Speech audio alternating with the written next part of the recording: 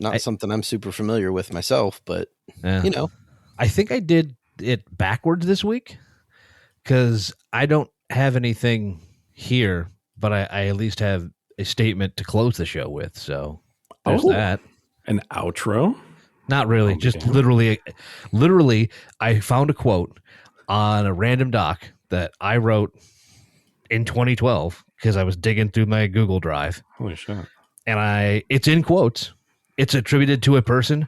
I do not know who this person is. I do not know where the quote came from. I cannot find it anywhere on the internet, but I'm going to go with it. I love it. Okay.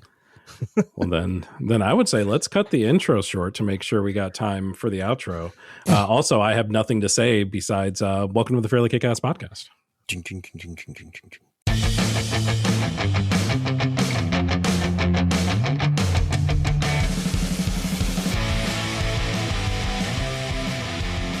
We're here. Y'all are here. You're listening to us. It's April. Well, it's not April. It was April. April happened at some point in time. They tell me. I don't believe them, but that they tell me it did. Who was it? Gregorius, the calendar guy. He did it. It's his fault. You know the one. Gregory. Yeah, I remember. Gregory Calendar. Oh man, it's an educated podcast. We're going to talk about reviews. There's an old Greg joke to be made there at some point, but yeah, let's talk about reviews instead. That's not as fun, but it's what we're here for. Jay, how was the month of April from an album standpoint? Yes, it was. April'd all over the place, and I'm told that because of what it did, that May will flower. We can only hope. I have heard. I've seen that. I've seen a meme about like the April and the May and the flowers and everything. Right. Wait. How do y'all get these May memes about flowers and like pleasant sounding shit? All I've gotten is a ton of memes with Justin Timberlake's face on it. Yep. I 100% agree, Jay, with your assessment of April, with the exception of the fact that there were two really, really, I don't know if I'd call them really, really great. I would, because they were, but two albums that I really, really enjoyed. Definitely two albums that are going to be in my top 10 at the end of the year, perhaps in my top 5 at the end of the year, and some other really good stuff too. But yeah, nothing that was really awful. A couple of things that just didn't land for me that I'll get into my honorable mentions, but besides that, yeah, April, pretty solid. Yeah, I have a few of those that didn't quite land and therefore will be like shuffled off into the permanent honorable mention category. But the tops were pretty tops. I will take it. To say there was no bad, I can't agree with. Right. Because I did have some of that. Probably not anything worth mentioning, truthfully. But, it's all good. It's all good. Dan, was it all good for you on the charting single side? The charts were in a really weird place for me. And I don't know if I'm falling into a case of the time and place for the reviewer thing, because I can't actually say I have anything, and I'll go into this in detail a little bit more later, that was really bad. Right. There's like couple really good songs, a lot of good, and like the bottom at best gets a all right. Like it's hard to come. It was very hard to find anything negative to say, which is weird for me. I know, but it's an outlier month just in that there wasn't nothing fell off the cliff. Nothing scaled the mountain so much, but nothing fell off the cliff, which actually, I don't know if that's a bad problem to have or not. It's bad for the podcast. Yeah, I mean, it's like it's bad for my brand. I get it. Yeah. Like, if I can't rant and rave, why am I even here? But it's also you mentioned that it's a rarity that's the case. It's also a rarity that your month of reviews lined up pretty much in lockstep with ours. Yeah, yeah. Usually we're opposite, which is kind of fun. I will say, and maybe I should introduce this now. Yeah. Let me go ahead and do this because then we can just get this conversation out of the way because it feels like we always sort of have to have this level of conversation whenever it happens. So I have a list that only had 16 singles on it. It should have like 21, but I wasn't listening to the Yee record. Yeah. And I assume neither of you did either. That is correct. Okay, well then it doesn't have to be a long conversation. Fuck that shit, and let's move on. Fuck that shit. I will say that I, out of morbid curiosity, listened to, I believe, 2 tracks off of the album, probably the first 2 tracks, just because I was curious what the topics were going to be. It was fine. It certainly is not anything worth talking about for obvious reasons. Yeah. But yeah, it was it was a thing that happened and a thing that we don't have to talk about ever again. Yeah, and maybe that's a different conversation for a different evening in the whole, is there the hypothetical that this is a complete, like he, in this case, say he made College Dropout Part 2 and it is every bit as good. None of the baggage involved in the album, just banger after banger after banger after banger. Still doesn't matter. Exactly. There's just to say, does it matter? Like, is it worth the time? No, not at all. That's a big hole to dig out of. I don't think there's any number of college dropouts that would get him out of said hole. Obviously, completely of his own making, on his own doing. Oh yeah, no one told him he needed to do that stuff. That's a whole nother examination in art versus artist and blah blah blah blah blah. But okay, at least we're on the same page at least for sure, 100%. Yeah, I can go ahead and dip a toe in with my number 3. Yeah, let's do that. It is a collab consisting of a couple of rappers from Toronto. And thankfully, neither one of them is Drake. One has released several albums, kind of, I guess, similar to Drake in that way.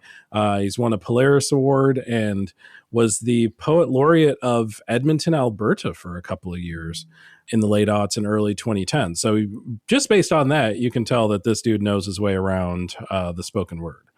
The other himself on a potential list for a Polaris Award back in, I believe, 2020, and also works as a touring DJ currently for Jesse Reyes, and put in a lot of work in production specifically on this album.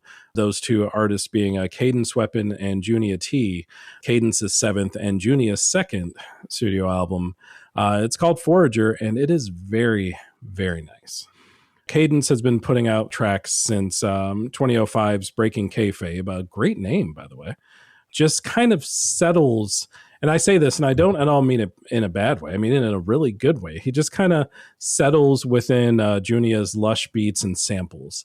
Just kind of exists in the world, kind of plays in that world. It's almost like Junia is building a playground of sorts on the fly, and Cadence is, just zooming through the monkey bars. He's going down the slide. This is a really weird analogy, but if you listen to this album, you might actually think that I'm not completely full of shit. It's very chill. Effortless, I guess, is probably the name of the game here, as Cadence's flow is extremely effortless most of the time. It can be a little bit stilted and a little bit ham-fisted at certain times, and that is something, at least for me, that I enjoy, that I appreciate a flow that is not just necessarily flawless, that's not necessarily, it can get robotic in a way if you're just on every single beat, every single syllable is just pristine. This is mostly that, but there is a little bit of weirdness in there, and I do dig that. It's going to turn some folks off, but I do personally dig it. If you listen to the track Rag House featuring Ariel, you'll hear several examples of exactly what I'm talking about. But when everything comes together, such as in my 2 favorite tracks being Baby Moon and Niagara Region, it is more like a perfectly aligned jigsaw puzzle. So if some tracks aren't your cup of tea, I have a feeling that others will be, and the album overall will be a very, very welcoming listen to most fans of hip-hop music. I think everyone's going to get something out of it. I will admit to not finishing the record, because when I was listening to it, as everything you pointed out, like it felt effortless. I actually wanted him to lean a little more into the weird. But that's my own. that's what I look for in stuff, is the novel and the strange. So I wanted a little more of the weird. So from my perspective, as you quoted saying very, very nice, mine was okay, cool. It was perfectly serviceable. Yeah. I think it's a fair assessment. I do. I think that it's, as someone who appreciates both the weird and the not weird for completely different reasons, I think that it kind of checked both of those boxes in my brain at the same time. Gotcha. But yeah, right on. Solid pick. Yeah, man. What about you? Where did you land for your number 3? Surreal, slightly, and restless right from the outset. I went with my number 3 record is My New Band Believe by My New Band Believe. It's a self-titled record, and it sort of feels like it was born out of disorientation, which makes sense based on the origin story. So Cameron Picton reportedly dreamt the name while he was violently ill on tour with Black Midi, and the album sort of carries that same woozy unpredictability. Seriously, like the first track jumps in with Don't Cry, You Deserve This, which is a fantastic line for a song called Target Practice. I absolutely love that. Right. Pick a British band, and there are elements of that artist in this act. So Bowie, Floyd, the Fab Four, etc. It depends on the song, but there's so much to take in here. At first glance, it kind of seems like he retreated into like acoustic restraint, especially given his departure from Black Midi's combustible dynamic alongside Jordy Greep. But this is not sparse or hushed. This is more of like a collage. It's meticulous.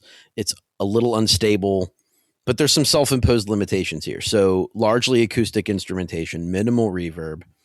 It doesn't shrink the music. It's like almost like, how do I word this? Like pressure valves, right? So it feels like it's building up with ambition. And that friction kind of gives you the record's core.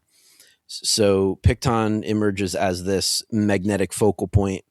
His voice isn't tucked into the mix. It's like guiding it. It's tender sometimes and can be really cutting sometimes, but it's always got this like vulnerability to it. It feels fragile, like really thready throughout the whole record, threatening to unravel, I guess. The music itself like cushions that idea, but also like sometimes makes it feel even more unsettling. And ultimately the album plays like a process of rebuilding. There's this emotionally fractured environment, but it's creative and it's constructive and it's building something new. And you don't have to be a fan of Black Midi to enjoy what happened on this record, because it feels like a complete departure, but you can still feel some of that same, I don't know, edgy chaos that Black Midi's known for. It's here too, just in a completely different package. I am surprised that I didn't listen to this album specifically because I'm probably more than any other album this month, I have seen this album referenced and mentioned several times in several different areas.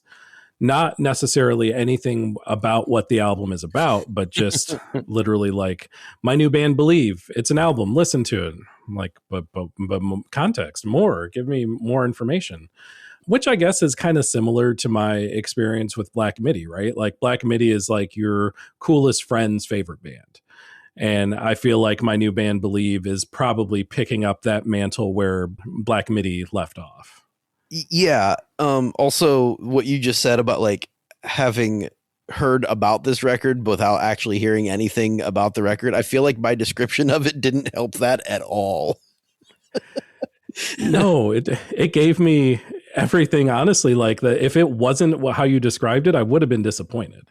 Like an album that has been portrayed like that, like it can't just be like a standard like indie pop or, you know, dance pop album. Like it has to be something weird and, you know, like different, unique, and considering what Black Midi has done, like that is kind of par for the course too. Yeah, true. I do want to quickly point out the instruments that are included, at least on the Wikipedia page for this album. And maybe it might be easier to mention instruments that were not included in this album. Oh, yeah. Because I think he's got them all, including accordion, a bass clarinet, a bamboo saxophone, mandolin, toy accordion, and a flugelhorn. Got to get in that flugelhorn. It's an instrument that is not utilized as much as it should be. Anyone who's listening, if you're a music artist, get a flugelhorn in your song. We guarantee we will review it as soon as it comes out. Let us know. Hit us up, fairlykickass@gmail.com. Let us know which track has a flugelhorn in it. We're there. Does your number 2 record have a flugelhorn in it? If either of my next following albums did, it would be my number 1. As you'll figure out, you might know just for me saying that. My number 2, I have a hunch does not have a flugelhorn in it, but may have a flugelhorn synth pack included somewhere along the way. That I would not be surprised at all about. And because that's the number we're on, we will start with number 2. 2 being kind of a pivotal number with at least the beginning of this workup, because this is the first album for this band since the 2-album double release Formentera 1 and 2, which released in 2022 and 23 respectively. And the core of this album really touches on something so fleeting, so difficult to really nail down as a listener, much less as an artist. And since I'm terrible at words, especially today, I will let the founder of this band / lead vocalist / really everything metric, Emily Haynes, talk to you about it a little bit better than I can. When she said, quote, "When we were looking for direction, we would go back and listen to our own work. It makes sense on your 10th album to ask, what would metric do? I don't know. Let's remember, what is the essence of the sound and the emotion of what we are?" Well, Emily, I think y'all nailed it with Romanticize the Dive. I really do. Yeah, they're a bit longer in the tooth now. And really, aren't we all? But all of the hallmarks of early Metric is here. Fun, very electronic-y sort of, I don't know, circuit board synth, if that's a description of a thing. It would be Metric's early work as well as Maranticize the Dive. That riding shotgun with Emily's unique and lovely and always on-point vocals firmly behind the wheel. Moral Compass is my favorite track on the album and truly one of my favorite tracks of the year so far, if I'm being honest. But that admittedly doesn't really scream early Metric to me as much as some of the other tracks do. If you're a longtime fan, for example, the album opener Victim of Luck is immediately going to grab you. You're immediately going to think, holy shit, am I listening to Old World Underground right now? You'll have to look at Spotify to know that no, you are not. You're listening to Romanticize the Dive. Also in that same vein, As If You're Here, very similar old style. I say older catalog style. Nothing is old truly about this album, even though it is kind of hearkening back to a previous time. It is still very fresh. It is still very, very tight, very well done from a band who has been doing this again. Like Emily said, this is an album number 10. They know their way around a pop electronic album. And yeah, it was a fantastic listen, a little bit of a cool walk down memory lane and something that I'll be spinning for the rest of the year and beyond. I feel like such a curmudgeon. I must have been in a mood or something because I had that album listed as incredibly mid. Oh man. Maybe it's me, dude. Maybe my ears are off this week or this month. No, I'm sure it's me. I am positive it's me. But yeah, no, I enjoyed it, I suppose, but I had it like, I slotted it in. What did I actually score it? Hold on. My arbitrary scoring system. Yeah. So if my number 3 there, what I gave, my new band Believe, I gave them 79 out of 100 and I gave Metric 61. So like incredibly mid. On the positive side of mid, I didn't dislike it. Yeah, I don't think it was quite as introspective as like Formentera was. Yeah, I think they're just completely different records altogether. Yeah, and that's great. Yeah. I'm glad you liked it. I'm hoping other people do too, because I do really enjoy Metric, and maybe it was just the mood I was in when I listened to it. It shapes everything about our listen, like the three of us and listeners too. Like there are certain songs you have to be in a certain mood to really dig. Not to get too off track, but I think that's part of the really cool thing about just like music listener theory, again, if such a thing exists. Like, why do we like the songs that we do, and why do we like those songs at different times? Yeah. It's very much like almost like a psychological sort of thing. I will go back, since you said it was your favorite track on the record, I will go back to Moral Compass and see if that strikes me a little differently this time. And if that does, then I'll give the whole album another listen. Otherwise, I probably won't. Well, yeah, there's only so many hours in the day. I get it. Right. Well, if not Romanticize the Dive, what was your number 2 album of the month? So I went for Chicago, and it's the second record from this Chicago outfit, Freako. And the album is Something Worth Waiting For. And at least on the surface, this album is weirdly committed to glorifying different modes of transportation. At one point, he wants to be on a train. Then later, he wants to be in a hot air balloon. And by the end, we've somehow landed on a bicycle. And it sounds ridiculous when you say it that way. But the strange part about this record is that it works. The transportation stuff ends up not being a gimmick as much as it is a way to talk about movement and escape and memory and all the emotional baggage that comes with trying to get from one part of your life to another. The album is just as feverish as their first record, which is called Where We've Been, Where We Go From Here. And maybe even more so. Maybe it's more feverish. Nico, I don't know how to pronounce his name, Capitan, I want to say El Capitan, and Bailey Minzenberger still have that same mix of hard on the sleeve emotion, and their songs sound like they've been joyfully bashed into existence. This time, though, they've fleshed out into a 4-piece with Corgan Robb on guitar and Dave Fuller on bass. And the bigger lineup really helps the songs hit. They brought in John Congleton as the producer, and I love that guy. And it makes a lot of sense for their style. He knows his way around emotional rock music, and he kind of pushes Freako right up to the edge. On songs like Certainty and the title track, Nico sounds like he is practically gasping for air, which is the kind of dramatic nonsense that I want from this band. The cover art leans into an industrial revolution sort of feel, and the album itself has 3 songs that are built around older forms of transportation. Choo Choo is, unsurprisingly, the most frantic of the bunch. Hot Air Balloon is more graceful and floating, but Dear Bicycle is the closing track and is probably the album's most stunning moment. It starts tenderly, mostly driven by piano, and slowly builds and fades over 6 minutes. It's tied to childhood, and the bicycle is part of the story. Maybe it's a stand-in for a person, you're not quite clear. 7 Degrees is another pretty easy highlight. It's got sort of a glam rock brightness to it, brisk acoustic strumming, count-along lyrics that make it feel immediately lovable. These songs have been floating around in their live shows for a while, and I imagine that their growing fan base is going to eat them up. It's hard to recreate the thrill of discovering Freako for the first time, but making everything bigger for them feels like the right move. More members to the band, bigger sounds, and more importantly, they do it in a way that doesn't like stave off that emotional, I almost said frenergy. That's not a word. Frenetic energy that they have with their emotions. And that's what makes them compelling. Something Worth Waiting For is a great album, even if it does kind of leave you wondering whether the real theme is emotional growth or just Nico desperately needing a ride. Well said. Well done. First and foremost, frenergy absolutely should be a word. Merriam-Webster, if you're listening, make it happen.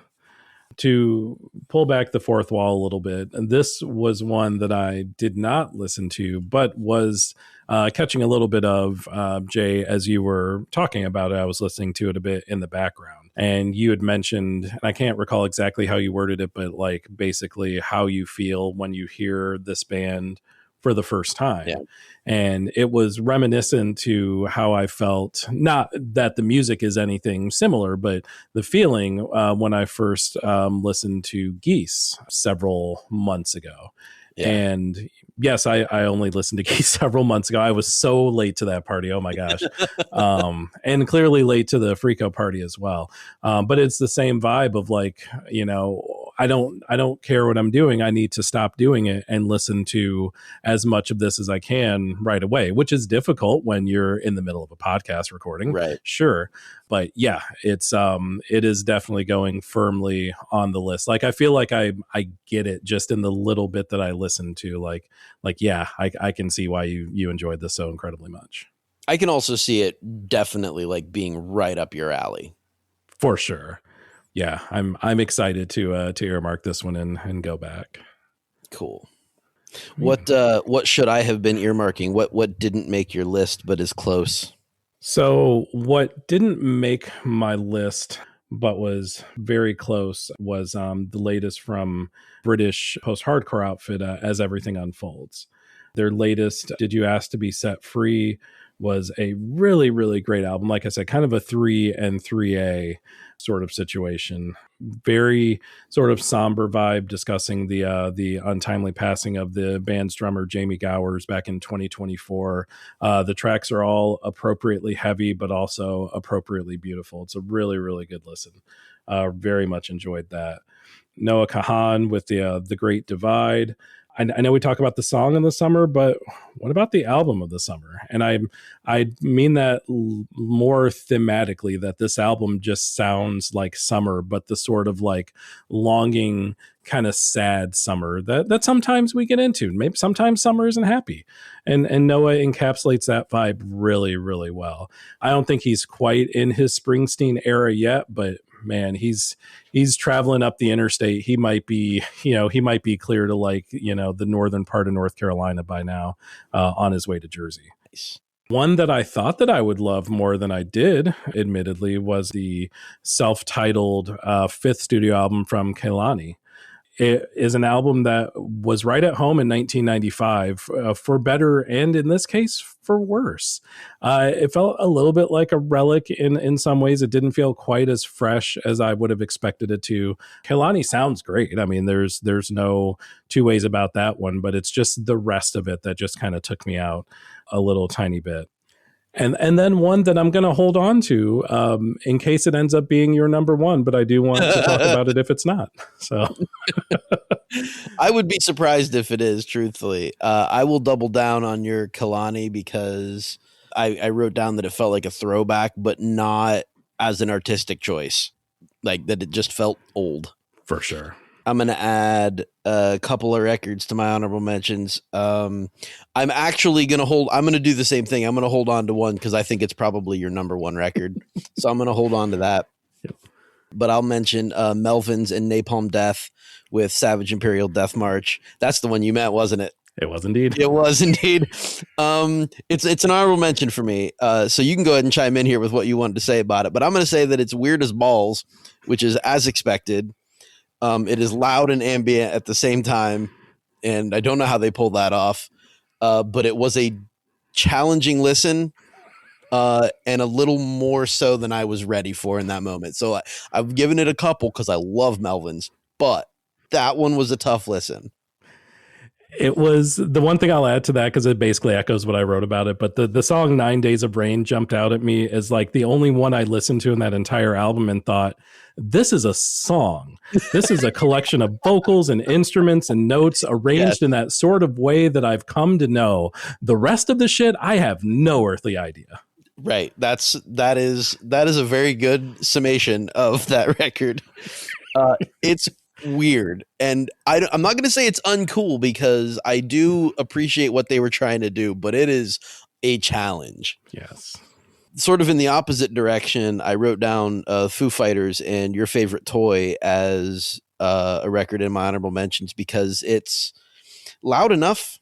Felt like there was very little actual creative energy thrown into the record. It's not bad, but it's not great. On the better side, I will throw in, let's see, I have the Beavis Frond and Horrible Heights because hooray for 90s slacker rock. Love it. I will also throw in Bear. I don't know how to say it's BER. Album's called Good Like It Should Be. sort of somewhere between Regina Spektor and Taylor Swift. Her voice is actually better than both of their voices, but not as interesting as either one.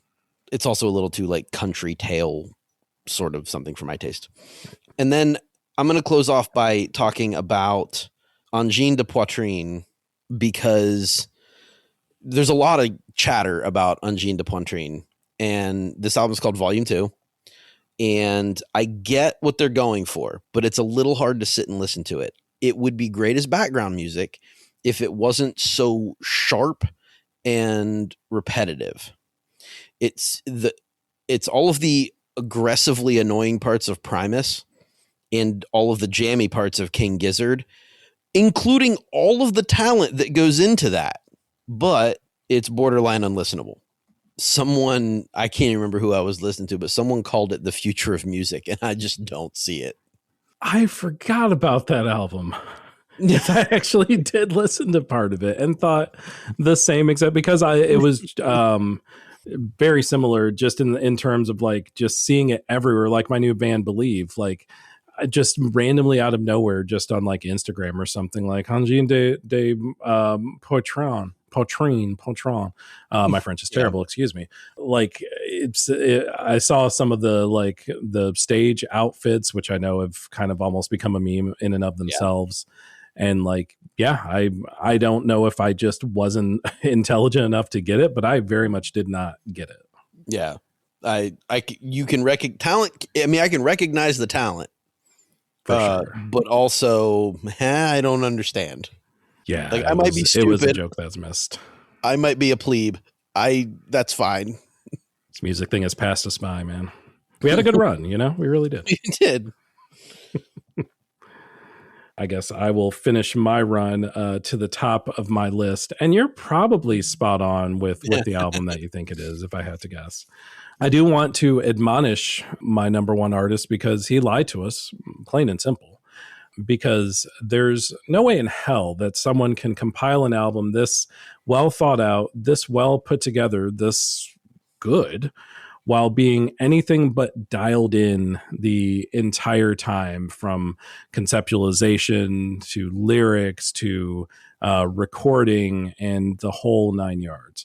So don't you dare try to name your fifth studio album Distracted, Steven Bruner, a.k.a. Thundercat, and think you're going to get that one through, because I am on to you, buddy. I am on to you. We see Thunder here as less of amazing bassist who wrote some songs, and more of Thunder as full-fledged artist who plays some bass. Don't get me wrong, neither one of those is a bad thing, because we saw plenty of the former on his previous release, 2020's It Is What It Is, which was an absolute fucking bop. That album was just great, tip to tail. This is different, but it still is also amazing for somewhat different reasons. There are plenty of collabs to be had, and all of them are really, really good and really help to add to the vibe, to the music, to the sound. A couple that I'll call out there specifically in the collab realm are Thunderwave, featuring hopefully one day friend of the show, Willow, as well as She Knows Too Much, with the late, great Mac Miller lending vocals in a track recorded a few years prior to his way too fucking soon passing in 2018. But my favorite song on the album was a solo effort from Thunder. And that, I don't think it was the best song. It definitely was the song that resonated the most with me, and that was Walking on the Moon. It was funky, it was smooth, it was oozing with chill. It was very just like quintessential Thundercat. But everything on this album is just aces. It all works, it all flows. It's just a good, like, capital A album.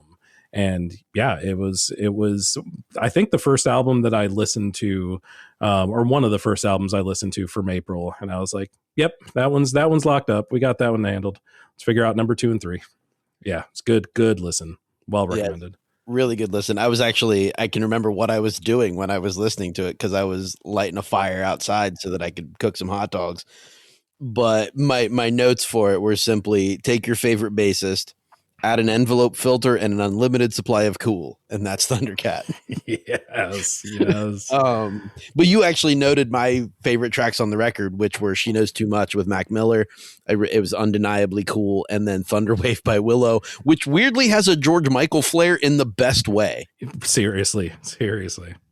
Yeah, it was so good all the way around. Yeah, that was what I thought your number one was going to be. When I figured. I had that nailed. It was one of those cop-out moments where it's like, he's gonna know, they're all gonna know, but like, how could I not? It sometimes like the overhype really gets in my head a little bit, and it just kind of under delivers, and I'm a lot of times the cause of that, but this time it was absolutely every bit as good as I'd hoped, and even better. The other guest appearances that I truly enjoyed were Tame Impala, Lemon Twigs, and Flying Lotus. Yeah, Tame Impala, I really didn't know how well they would gel at first until listening to the track, and I was like, okay, my fears were unfounded. Yeah, it's solid. Hell yeah. Well, one solid album deserves another, my friend. Hit us with your number one. So my number one record is actually one that I almost didn't listen to because this is a band that's been around for 25-ish years, and I don't love their early work. But for more than 2 decades, Truck Fighters have been building sort of this cult empire of fuzz groove and desert rock devotion. They were formed in Örebro, I don't know how to, it's Swedish. It's outside of Stockholm by about 200 kilometers. In 2001, and they carved their name into the stoner rock canon with records like Gravity X and Phi. It's a lot of the low end thunder of Caius, melodic sensibility that's all their own though. But after years of evolution and experience and experimentation and about a 10-year hiatus, their last record was in 2016. Masterflow is more than a rebirth. This is their signature sound, right? It's massive fuzz-drenched riffs paired with some hypnotic grooves, psychedelic style. And all that's intact, but here it's controlled, it's intentional, it's expansive, and it's more lived in. What I really dug about Masterflow is that it took that heaviness that they're really good at, that trademark heaviness, and it sands off the edge, which is weird for me to say because usually I want the edge. But in this case, the production is notably elevated. It's cleaner, it's warmer, it's more dynamic. It allows for the bass to rumble a little more in the production, and the guitar swells, and everything breathes a little bit. It's urgent, but it's not crushing. Or that's not the right word. It is crushing. It's very heavy, but it's not constricted. The vocals are really what sell the new record, though, for me. It's more confident. It's better integrated into the mix. It sits right in that pocket between melody and grit. And so their earlier releases treated the vocals like another layer in the fuzz, which is something that is common in stoner music, stoner metal. But here it's like gliding over the instrumentation. There's a little more clarity to the vocals, and it still feels slightly weathered. It's got a human edge to it. There's not a lot of processing on the vocals. It's just better mixed. Lyrically, the album leans into themes of like balance, flow, internal tension, but it kind of, there's a push and pull with the music. Let's call it philosophical fuzz rock. It's surprisingly introspective. It's subtle. It's not, I'm not going to say they dig too deep into the meaningful whatever, because it is still stoner metal.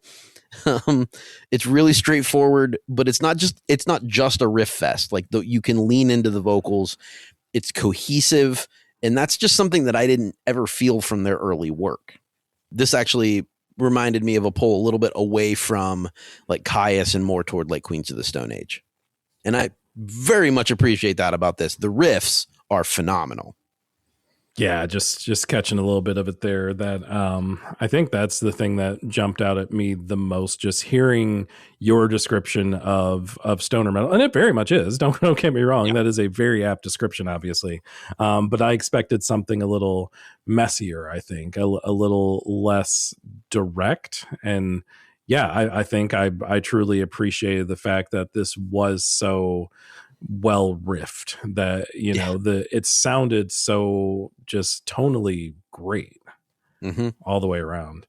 The few tracks I kind of listened to snippets of, and I know this is an album that I need to listen to the entirety of to get the full feel and vibe, and I will, because I did like what I've heard just a little bit of here a couple seconds ago. But yeah, just the few tracks I listened to, there was a variety that I also did not expect either, which was very, very cool to hear. So it was one of those like, don't judge a book by its cover kind of moments. Like, you know, I don't want to write that off and just say, oh, it's stoner rock, if that's not my thing, and just say, okay, I'm just not going to listen to it. That genre is just not for me, because it clearly is. It goes quite a bit deeper than just that label. Yeah, the riffing's real cool. My favorite track on the record, I think, is Bliss. I think it's the one I've gone back to the most frequently. I love that track. I feel like I'm downplaying my excitement for this record because it feels so like you were saying with you and Thundercat, like, oh, Jeremy's picking a stoner metal record. That's just whatever. So I'm kind of downplaying it. Yeah, I loved this album. This was so good. I mean, we all have our pockets for sure, but at the same time, like, our pockets are our pockets for a reason, and they're usually really good pockets. But B, like, I don't think either of us ever look at an album and say, like, this is an artist that I like, or even this is a genre that I like, and just immediately, like, sight unseen, write it off. Because there have been so many times that we've, said that on this, with the reviews, like, I expected to love this and I didn't.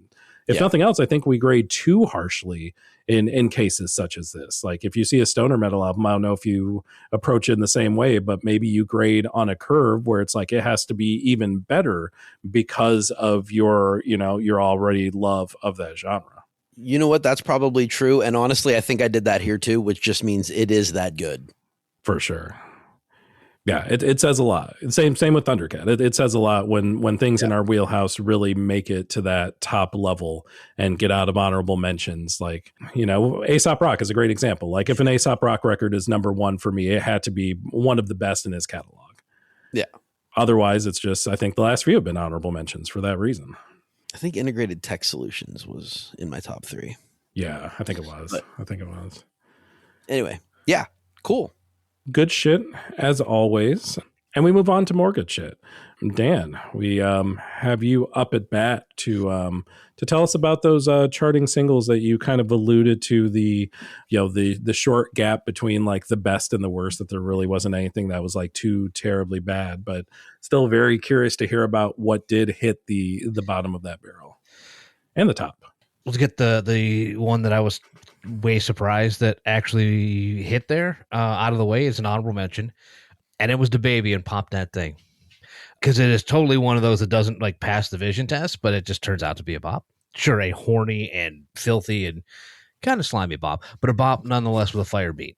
Yeah, it it hits. It really, yes. Because I've never really been a DaBaby fan, to be totally honest, but this one like really. is it's just fun. Yeah, I mean, like a song here or there, but nothing really stand out, obviously. And yeah, sure. Like, huh, okay, sure. I don't know if I'm looking forward to the full record, but okay. I pretty much only truly like him when he's with Dua Lipa. That's fair. There's a good reason for that too. You said that was just outside of your top 3? Yeah, it's just outside of the top 3. And speaking of fire, literally in this case, I'll start the top 3 with something that is absolute fire.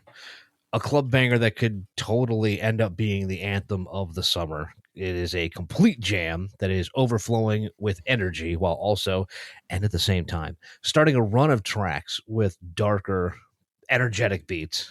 I suppose it's a oxymoron there. Both on this month's chart and on the record, Ari Wong. Oh man, I knew I was gonna. My apologies for butchering that. I knew it was gonna. I looked it up like and had like 3 or 4 different things, explainers. I knew I was gonna blow the Korean title. It's Faya and BTS, and I said it kicks off a run of darker, more industrial dance beats at work here, which absolutely works as a balance between the hip hop inspired sounds, which I'm told are return to older BTS, and then the more popish sound that is kind of defined their crossover hits. But at its core, It's a drive you to the dance floor banger of a single that brings exactly what it says it will on the tin. Fire. I liked this song throughout quite a bit. I loved the last maybe like 30 seconds. Like the outro is just like, it just caps the song off so well. Absolutely. Yeah, it's I mean, I feel like it's vintage, it's, you mentioned the song of the summer. As much as I kind of joke about it being that from that Noah Kahan album, this is probably more along the lines of what we would expect to get that moniker. I mean, yeah. If we're still defining the song of the summer as that sort of the party jam that kind of is a place and time thing for the individual summer. And I don't know if that's the case. And maybe we'll talk about that at some point as well, whether we're changing what the song of the summer means. At least we did in 2020, but that's, I think, extenuating circumstances. Yeah.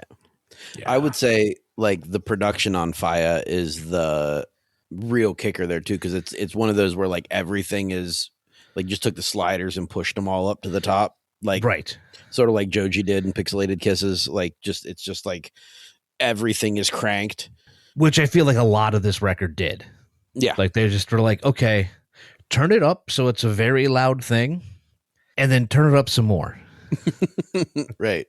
Remember that threshold knob that you had going on there? Maybe take that down so that everything feels like it's being weighted down. Yeah. Yeah, good pick, man. What about number 2?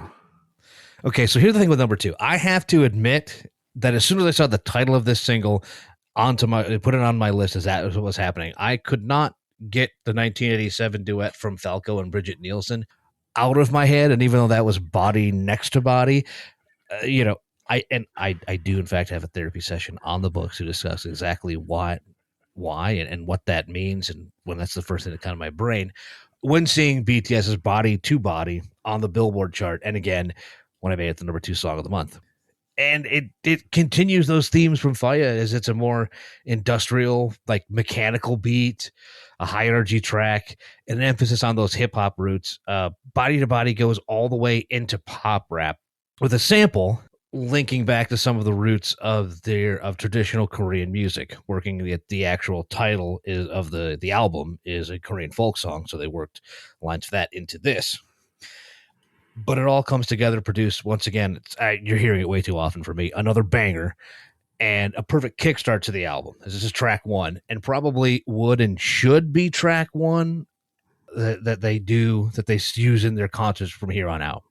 Look, if you're not a fan of reverb work and droning chords in your pop rap, then this may not hit your ear the same, but I'm all for it, especially here. And it's the perfect tone setter for the comeback era for the group. Because I guess that's probably what we'll call this, is the comeback era now. Everyone's got to have their damn eras. It's important, man. Could we just not call it the Are We Wrong era? I didn't want to, because I didn't want to screw that one up. Fair enough. The song's awesome. Yes.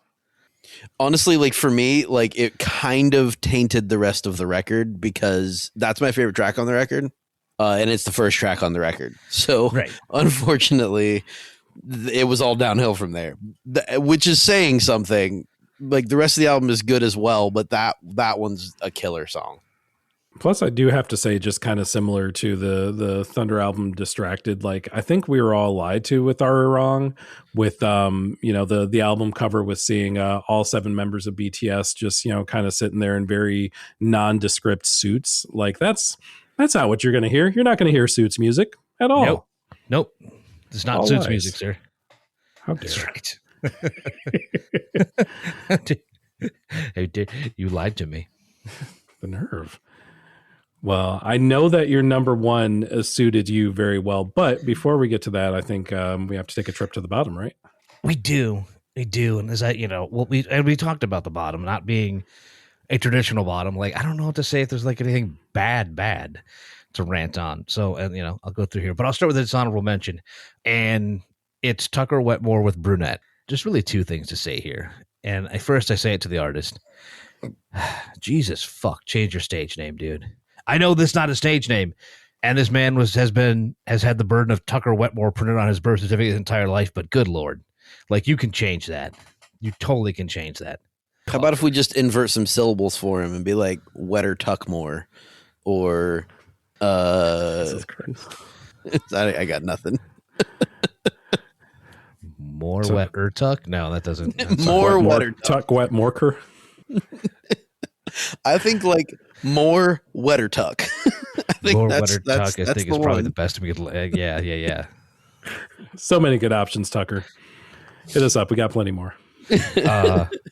But then about the song itself, the song. What if Little Lion Man, but with, and this one is to their credit, more instrumentation, but a ham-fisted bro country frat anthem that is just catchy enough to not be completely shambolic. Okay. That's Brunette. Yeah. I didn't hear Lil Lion Man until you said it, but now I can't unhear it. That's exactly it. It popped into my brain and I can't unhear it. Yeah. Also, if you're playing along, check your bingo card. You can mark off shambolic, and that should be like a postage stamp for somebody. Oh yeah. I mean, I think we can do Four Corners next too. Bingo cards aside, though, I guess we can go ahead and talk to the bottom three proper. So I've been on record in the past as a big fan of the previous singles from Cat's Eye. But like I said before, nothing down here is really bad. In fact, Pinky Up may just be a casualty of the numbers system and probably doesn't deserve to be here in the number 14 spot. But here we go. And maybe it's because I read with this one on the more annoying side of pop the first time that I listened. And then after going back again, and I think twice, I started to get it. It's kind of one of those, like, okay, at least I see it's all coming together. The frantic beat, lyrics that loosely connected to 1999 in my brain. Don't ask again. Told you, therapy session is fine. We'll get there. There is help out there.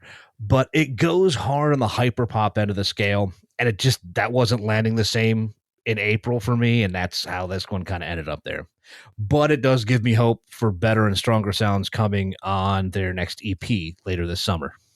I think where you were at in April is where I'm at now with it, and where I was, because I think I heard this on one of the Sirius XM, probably like the Hits 2 channel, and I remember thinking like this isn't Gabriella, like it's fine, and that's unfair because that's one song that I'm basing perhaps all other songs in their catalog on. However, when that one song is so fucking good, it's hard to get away from wanting that magic in every single track. And again, that's not to say that Pinky Up was bad. It just wasn't what I expected, and maybe just wasn't what I wanted from other music from them.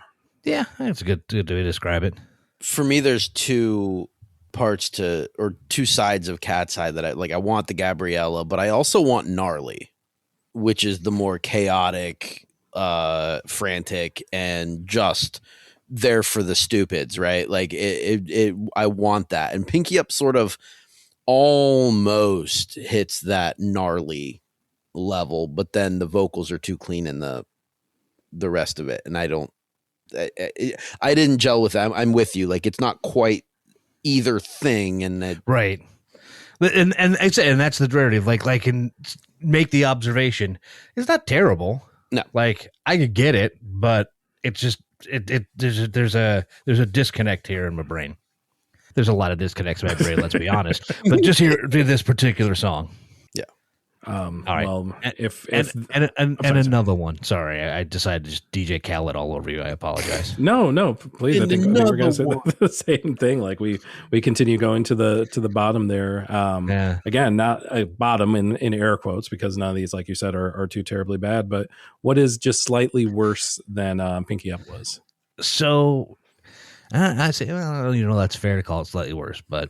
Again, on the regular, a song ends up down here with the description that it's really not bad. It is wholly fine, but it's boring, while its fellow charters that month are ricocheting all over the dance floor. And in April, that paragraph applies to Luke Combs and Days Like These. Days Like These, the second single off of The Way I Am, which puts it in an odd spot that it finally got into the top 40 in April, because both the subsequent singles have already leapfrogged it and passed it up this year. This is from back in, I want to say, November. And they've put out 2 songs from that since, which have already outperformed it. So it's interestingly enough of how the chart dynamic went when you also have the Christmas thing in the middle, and that just kind of blows everything up. But like I said, it's fine. It's Combs and his acoustic guitar, crooning about enjoying the simple things in life. That it's not the money and fame and cars, blah, blah, blah, that makes life truly worthwhile. It's the things that ground you. Friends and family and kids and something called happiness, yada, yada, yada. Stuff that you're supposed to really feel as a human, et cetera, et cetera, et cetera. And again, fine. But also a well-worn Nashville songwriting trope that produces songs that are a dime a dozen. And while this is absolutely more solemn of an entry in that genre, at the end of the day, it's just a plain effort. This is kind of boring, and I just didn't have time for boring in April. The thing I hate most about this song is the way that Luke croons every syllable that rhymes with you. And unfortunately, these particular croonings make up about 96% of the song. Therefore, it is absolutely not my cup of tea. Or if you would rather, it's not my cup of brew. Nicely done, sir. Thank you. Thank you. Nashville doesn't know what they've got with you down there. They do. Your move, Luke. Gauntlet's been laid down. Let me tell you, that's right, a teaser. Nashville doesn't know what's about to hit them. Truly. Yeah, like you said, it's just standard Nashville sound. Well, standard 2026 Nashville sound drivel. Yeah, I mean, it doesn't fall into a description of the more annoying tropes that we always describe things as in boyfriend country or bro country, or it's the offshoots of that. It's just, it's an acoustic twang song. We've heard many times before. Done interestingly, I would say, like Chicken Fried was the same song, just far more interesting and a lot more upbeat. And I'm sure there are even more annoying and horrible versions of the same trope. But yeah, bland on bland. Sprinkle a little salt on there, Luke. Yeah, right. Please, seasoning, my guy. It's amazing how little seasoning gets used in the music from a city that spawned hot chicken. That's all I'm saying. Seriously, that's all I'm saying. Some paprika, cayenne, whatever you got, man. Anything. Even some black pepper, man. Yeah. Even like just a couple of grinds, man. Even just a couple of grinds. Fuck do you have that?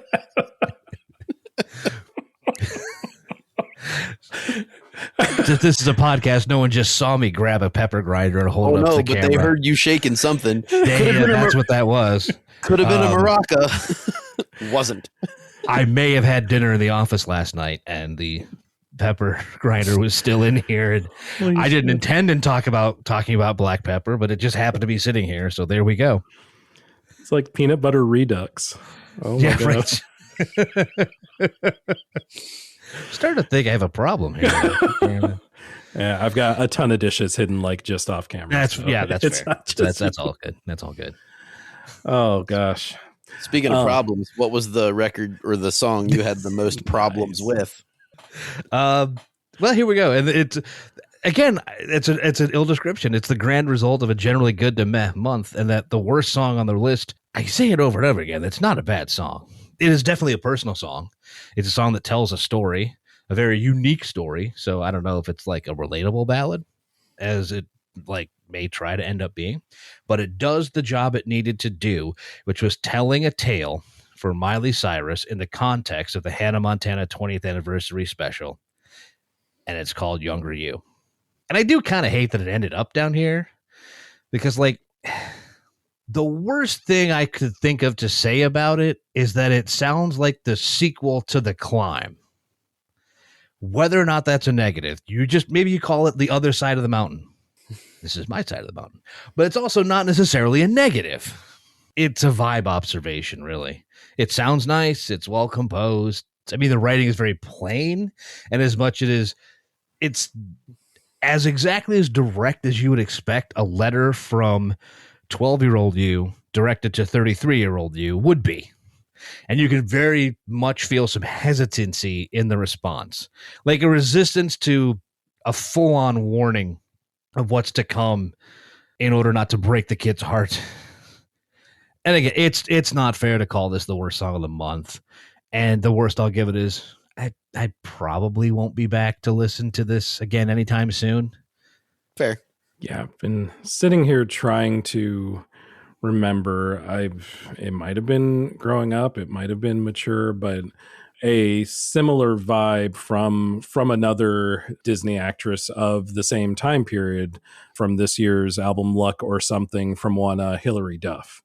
And I felt that she pulled off, it was mature.